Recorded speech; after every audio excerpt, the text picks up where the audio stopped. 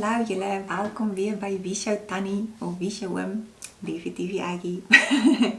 Okay, ek wil vandag gaan net vinnig met hierdie videoetjie iets by julle los. Julle show up for yourself. En dan die ander groot quote wat ek vir julle wat by julle wil los is no one's coming to save you. I'm sê to show you of shave you. Ek hoop niemand gaan my kom shave nie, maar anyway. Ek wil nou hierdie ernstige praatjie maak en lag ek vir my eie grappies. Anyway, niemand gaan jou kom red nie. Julle, dit is so, daar kan dalk iemand wees wat jou kom red. Dan is jy baie gelukkig, nie? Daai prins op die wit perd. Ongelukkig in meeste van die gevalle met auto-immuunprobleme, met hartkwale, cholesterol, al hierdie goed waarmee ons sukkel, gout, depressie. Julle, ek het kompassie vir depressie en angs. Want ek het ook al daarmee gesukkel. So ek wil vir julle, ek gaan videoetjies nog maak spesiaal net vir dit ook. Maar jy gaan moet eienaarskap van jou situasie en van jou probleem. Iewers gaan jy moet begin en ek sê nou vir jou met alles in jou lewe, met jou liggaam, siel en gees, moet jy opstaan vir jouself. Jy moet vroeg opstaan in die oggend. Doen jou Bybelstudie want jy het nodig om tyd met die Here te spandeer. Sodat jy nie aan depressie ly nie en sodat jy oor die seer kan kom en daai tipe van goed waarmee jy deel, het jy God nodig en jy moet tyd maak met die Here sodat hy jou op 'n plek kan kry of sodat jy jouself in 'n plek kan kry in lyn met hom en met sy doel vir jou lewe sodat jy geestelik gesond kan word. Nou die duiwel weet mos obviously ook waarom ons aan te val, nê? So geestelik moet jy opstaan vir jouself. Staan in die oggend op. Jy doen Bybelstudie, doen journaling, skryf jou gevoelens neer en droom weer 'n bietjie van, jy weet soos ek meen, die Bybel sê ook, where there's no vision, my people perish. So jy moet 'n visie hê vir jou lewe en weet waarna toe jy wil gaan met alles, jy weet, as jy nie op 'n lekker plek is nie, staan vroeg op, stel jou wekker, jy gaan moet opstaan vir jouself. Show up for yourself. No one is coming to save you. Dis regtig 'n ongelukkige baie harde waarheid. Ons wil altyd hê iemand moet ons kom save, maar julle, ek weet daai tyd toe ek lupus gehad het, ek was baie siek geweest, ek was met tye goed, met tye baie sleg. Op keer dat ek self, veral toe my hart begin moeilikheid gee het, julle, my puls was 46 in die middel van die dag. 2 of 3 dokters by wie ek was het vir my gesê, ek's net fiks. Ek sê fiks nie, ek kan nie tot vir my kombuis loop nie, ek lê op die bank, ek het nie krag nie, ek kan nie eens opkom nie, daar was fout met my hart, maar ja, met lupus is dit mos maar, ek het systematiese lupus gehad, so dit val jou organe word aangeval deur jou immuunsysteem, so dit was nooit dieselfde ding nie, dit was altyd iets anders, so jy deel dit ook nie eens met iemand nie, want jy voel jy maak net stories op, maar meantime voel jy regtig al hierdie goeders. In elk geval, in daai tyd weet ek, my ouers, my sussie, my man, sou hulle regterarm gegee het vir my, dat ek kan beter wees. Maar hulle het ook nie geweet hoe om my te help nie, want daar is nie raad nie. So, ek het daar en dan, en ek gee nie myself net al die eer dat ek beter geword het nie. Ek weet die Here het my op hierdie pad gelei, en hy het my die wysheid en kennis gegee, wat ek nodig gehad het.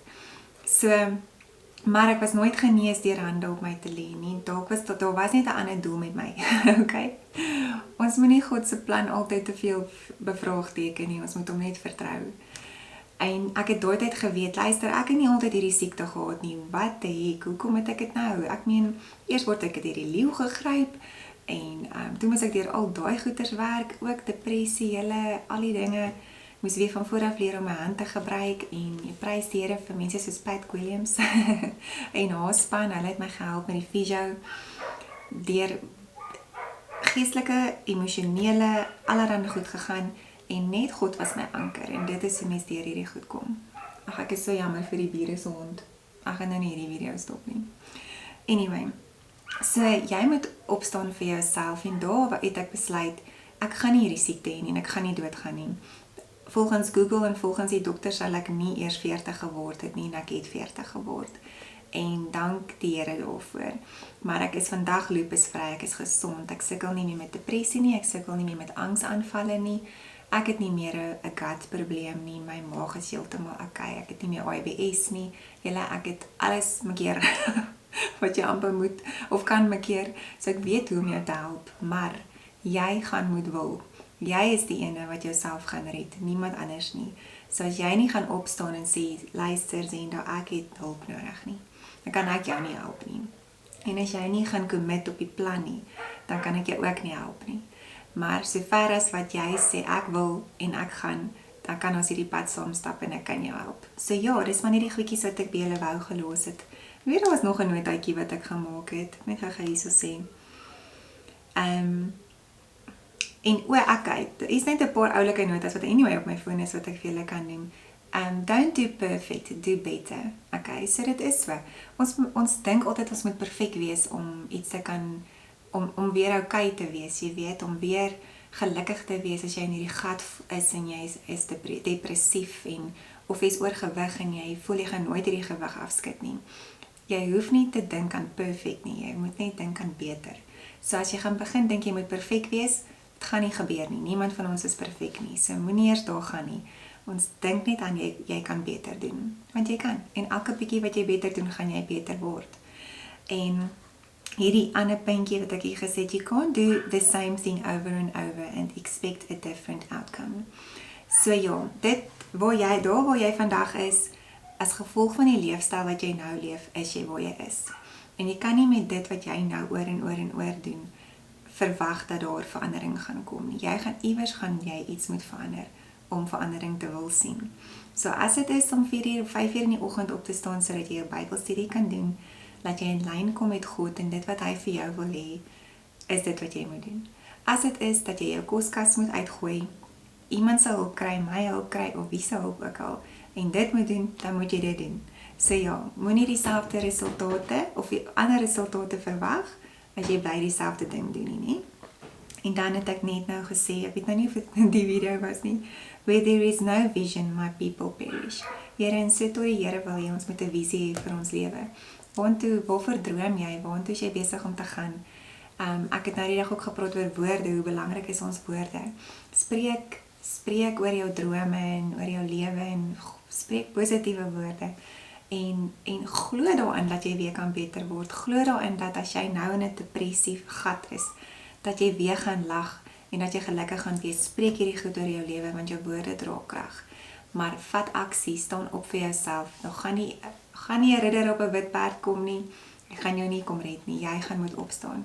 Staan vroeg op. Was jou gesig met lekker koue water. Sit vir jou roompie aan.